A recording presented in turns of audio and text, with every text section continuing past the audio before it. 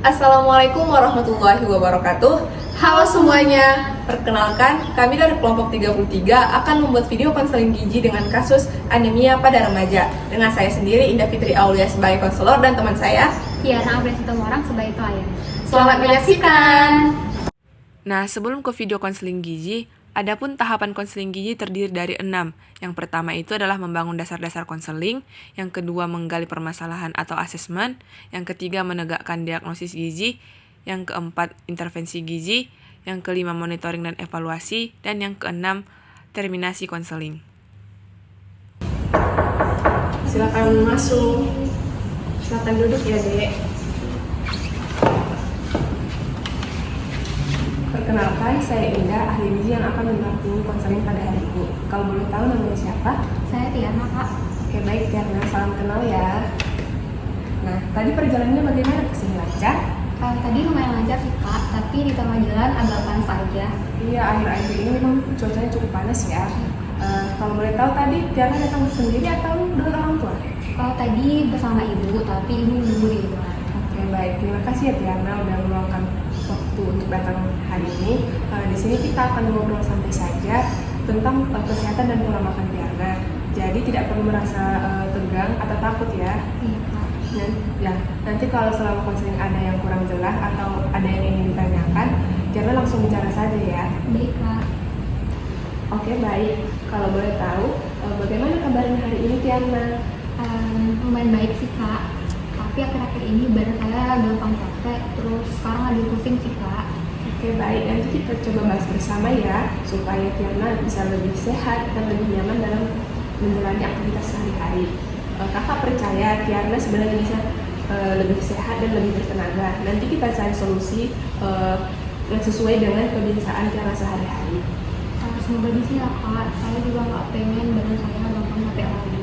Bisa kok Tiana, yang penting dilakukan dengan pelan-pelan dan konsisten. Nanti akan kakak bantu dampingi.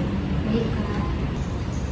Tiana bisa ceritakan akhir-akhir ini keluhan apa yang sering Tiana rasakan?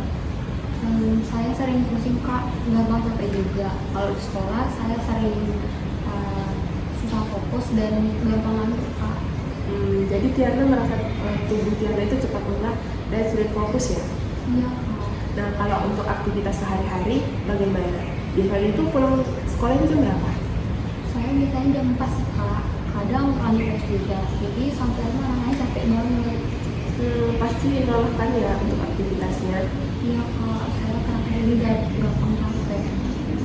Baik Tiana, nanti kita cari penyebabnya bersama-sama ya. Nah, sekarang kakak ingin tahu bagaimana pola makan Tiana di rumah sehari-hari. Biasanya itu sarapan atau tidak? Sarapan jarang sih, Kak. Paling makan roti dengan selai dan minum teh sih, Kak. Kadang kalau nggak sempat atau lagi terburu-buru, saya nggak makan sama sekali. Itu memang karena tidak sempat atau memang belum terbiasa sarapan pagi? Dua-duanya sih, Kak. Saya juga sering bangun kesiangan. Nah, kalau di sekolah itu biasanya jajan atau menunggu makan siang? Biasanya saya beli snack sih, Kak. Karena kalau pagi kan belum terlalu lapar juga. Nah, baik. Jadi sampai siang itu asupannya Tiana masih sedikit banget ya? Iya, benar, Kak. Nah, kalau untuk makan siang dan makan malam biasanya Tiana makan apa aja? Saya makan mie dan ayam sih, Kak. Saya juga kurang suka makan sayur. Jadi sayur memang belum terlalu cocok di lidah Tiana ya? Nah, untuk makanan seperti aki ayam, daging merah, telur atau kacang-kacangan bagaimana? Jarang, Kak. Baik, kakak juga ingin tahu kalau minum teh dan kopi apakah cukup sering? Iya, cukup sering, Kak. Karena memang itu sudah jadi kebiasaan di rumah saya. Oke, baik. Terima kasih ya Tiana sudah cerita dengan jujur. Cerita Tiana akan membantu kakak memahami kebiasaan makan Tiana sehari-hari. Tiana juga sedang menstruasi kan? Biasanya selama menstruasi, keluhan apa yang sering Tiana rasakan? Iya, Kak. Saat menstruasi, darahnya keluar banyak. Bahkan sampai seminggu juga. Saat menstruasi, badan saya juga gampang lemas, Kak. Baik, kondisi itu juga bisa mempengaruhi kadar hemoglobin di tubuh Tiana. Nah, kalau lagi merasa lemah atau pusing begitu, apa yang biasanya Tiana lakukan? Paling istirahat sih, Kak. Saat menstruasi saya juga jadi malas makan. Jadi saat badan Tiana merasa tidak nyaman, pola makannya juga ikut berantakan ya? Iya, Kak. lagi pas capek atau lagi ada Menurut Tiana sendiri, hal apa yang paling membuat Tiana sulit untuk menjaga pola makan? mungkin gitu sekolah yang padat sih kak. Saya juga nggak terbiasa makan teratur. Oke, baik. Tapi pernah nggak sebelumnya Tiana mencoba menjaga pola makan dengan baik atau teratur? Sebelumnya pernah sih kak, dulu saya sering bawa bekal dari rumah jadi sempat sarapan. Tapi akhir-akhir ini saya sudah jarang kak. Wah, itu sudah bagus sekali sebenarnya. Nah, waktu rutin sarapan itu apa yang Tiana rasakan? Badan jadi lebih enak sih kak. Terus di sekolah jadi nggak gampang ngantuk. Berarti sebenarnya tubuh Tiana itu pernah merasakan manfaat dari pola makan yang baik itu ya? Iya kak. Tapi akhir-akhir ini jadi berantakan. Tidak apa-apa, yang penting Tiana sudah pernah mencoba dan berhasil sebelumnya. Itu berarti Tiana sebenarnya mampu melakukan perubahan walaupun sedikit demi sedikit. Nah, dari cerita dan hasil pemeriksaan yang telah dilakukan, ditemukan bahwa kadar hemoglobin Tiana itu berada pada angka 10,5 gram per desiliter. Nah, nilai ini masih berada di bawah normal untuk remaja perempuan. Kalau kadar hemoglobinnya rendah, kira-kira apa ya dampaknya kak? Nah, kalau kadar hemoglobin kita itu rendah, tubuh biasanya itu lebih mudah lelah, pusing, cepat capek, serta sulit berkonsentrasi. Nah, seperti yang telah dilakukan tadi dari hasil pemeriksaan dan keluhan yang Tiana rasakan, kondisi ini menunjukkan adanya anemia ringan. Oh, pantas saja badan saya akhir-akhir ini jadi gampang capek kak. Ya, betul. Nah, dari cerita Tiana tadi, kemungkinan anemia ini tuh berkaitan dengan ada beberapa kebiasaan makan Tiana sehari-hari, seperti jarang sarapan, masih kurang sumber zat besi, serta adanya kebiasaan suka konsumsi teh setelah makan. Nah, zat besi ini tuh penting untuk membantu pembentukan sel darah merah. Jadi, kalau asupannya kurang, tubuh bisa lebih terasa lemas dan konsentrasi juga ikut turun. Oh, saya baru tahu ternyata teh juga berpengaruh ya. Iya, tapi kondisi ini masih bisa diperbaiki kok Tiana. Yang penting kita mulai dari perubahan yang kecil yang bisa dilakukan secara bertahap. Baik kak. Nah, kalau dipikir-pikir, menurut Tiana sendiri, kebiasaan apa yang mungkin mulai diperbaiki dulu? Mungkin mulai sarapan sih kak, karena dulu cukup membantu. Nah, itu pilihan yang sangat bagus. Nah, kakak senang Tiana itu sudah mulai mengenali sendiri kebiasaan yang perlu diperbaiki. Nah, Tiana ini merupakan leaflet tentang anemia pada remaja yang berisikan tentang penyebab anemia, gejala anemia, dampak anemia, serta pencegahan dan makanan yang dianjurkan. Nah, adapun gejala dari anemia itu sendiri yaitu mudah lelah, sering pusing, sulit fokus belajar, serta badan terasa lemas. Nah, jadi keluhan yang Tiana rasakan tadi itu sudah cukup sesuai dengan keadaan dari anemia ini. Selain itu, pada leaflet ini juga tertera penyebab dari anemia, yaitu jarang konsumsi makanan sumber zat besi, pola makan tidak teratur, menstruasi, serta sering konsumsi junk food. Nah, di sini juga terdapat makanan yang dianjurkan untuk meningkatkan kadar hemoglobin, yaitu untuk anemia, misalnya telur, daging, ikan, kacang-kacangan, sayuran hijau, serta buah-buahan seperti pepaya ataupun jeruk. Nah, dari makanan ini, mana yang paling mudah tersedia di rumah atau yang paling Tiana sukai? Mungkin telur dan daging sih kak, karena makan ini sering ada di rumah dan saya juga suka.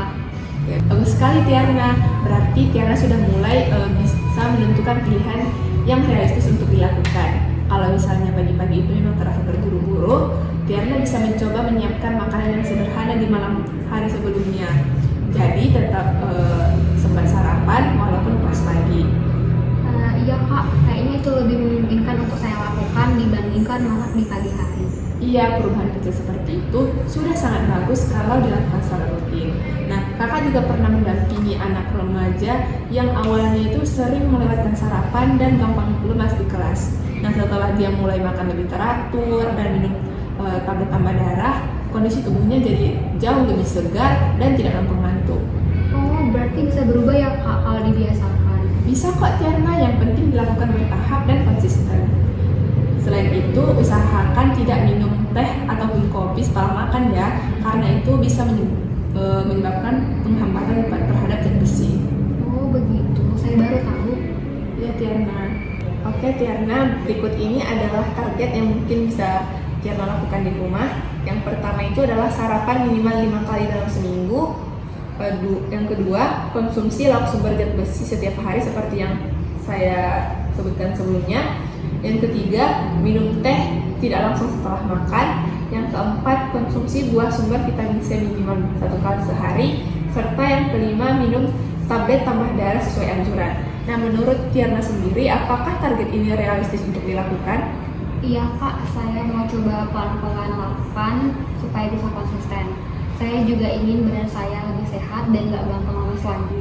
Nah, bagus Tiarna. Kakak senang karena Tiarna sudah punya semangat untuk mulai memperbaiki kesehatan dan pola makan Tiarna sedikit demi sedikit. Nah, nanti kita evaluasi lagi ya Tiarna sekitar 2 minggu sampai 1 bulan ke depan. Iya kak. Nah, nanti yang akan kita lihat di sini nanti misalnya itu adalah apakah Tiarna itu sudah rutin sarapan, konsumsi makanan sumber zat besi, dan apakah keluhan seperti pusing, lemah itu mulai berkurang, serta apakah sudah mengurangi konsumsi teh yang telah dilakukan sebelumnya. Nah, nanti kadar HB-nya juga dilakukan pemeriksaan ulang untuk melihat perkembangannya. Nah, supaya lebih mudah memantau perkembangannya, Tiarna boleh juga membuat tanda checklist di kalender atau HP-nya Tiarna. Setiap berhasil sarapan, konsumsi makanan tinggi zat besi, atau minum tablet tambah darah. Wah iya ya kak, jadi lebih gampang ingat juga.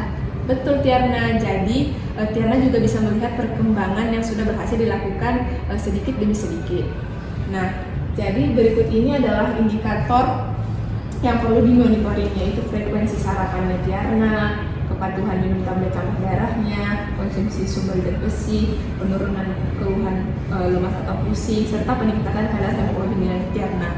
Nah, kalau ada kesulitan selama menjalankan target, Tiarna boleh cerita saat kontrol nanti ya. Jadi kita cari solusinya bersama.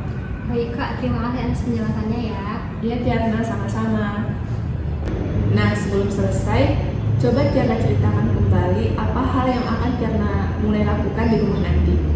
Saya mulai untuk sarapan pagi, kemudian makan makanan yang tinggi zat besi, serta mengurangi konsumsi teh manis setelah makan utama. Nah, bagus sekali, berarti Tiarna sudah memahami langkah-langkah berikutnya. Nah, kakak sangat senang sekali atas keterbukaan Tiarna dan kerjasamanya pada hari ini. Nah, perubahan kecil yang dilakukan bisa memberikan hasil yang besar di kemudian hari nanti.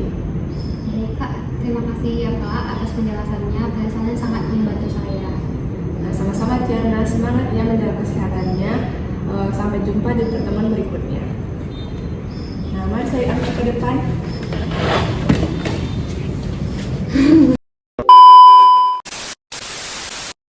Sebelum mengakhiri video konseling ini, saya ingin menjelaskan pendekatan yang saya gunakan dalam video konseling ini, yaitu menggunakan Social Cognitive Theory atau SCT, yaitu suatu teori perubahan perilaku yang menekankan bahwa perilaku seseorang dipengaruhi oleh interaksi antara faktor pribadi, lingkungan, dan perilaku itu sendiri. Nah, teori ini dikembangkan oleh Albert Bandura. Nah, dalam pendekatan SCT, seseorang dapat belajar melalui pengalaman pribadi maupun dengan mengamati pengalaman seseorang. Nah, dalam konseling gizi, SCT ini digunakan untuk membantu klien meningkatkan keyakinan diri atau self-efficacy, bahwa ia mampu melakukan perubahan perilaku sehat. Nah, konselor juga membantu klien mengenali hambatan, membangun kebiasaan kecil yang realistis, memberi dukungan, serta memperkuat motivasi melalui contoh keberhasilan dan penguatan positif. Nah, terdapat 5 prinsip utama dalam pendekatan Social Cognitive Theory, yaitu meliputi yang pertama, self-efficacy, yaitu keyakinan klien bahwa dirinya mampu berubah. 2. Observational learning, yaitu belajar dari pengalaman atau contoh orang lain. Yang ketiga, reinforcement, yaitu adanya dukungan atau penguatan positif terhadap perilaku baik. Keempat, self-regulation, yaitu kemampuan mengatur dan memantau perilaku diri sendiri. Yang kelima, reciprocal determinants, yaitu perilaku yang dipengaruhi oleh interaksi antara individu, lingkungan, dan kebiasaan yang dia lakukan.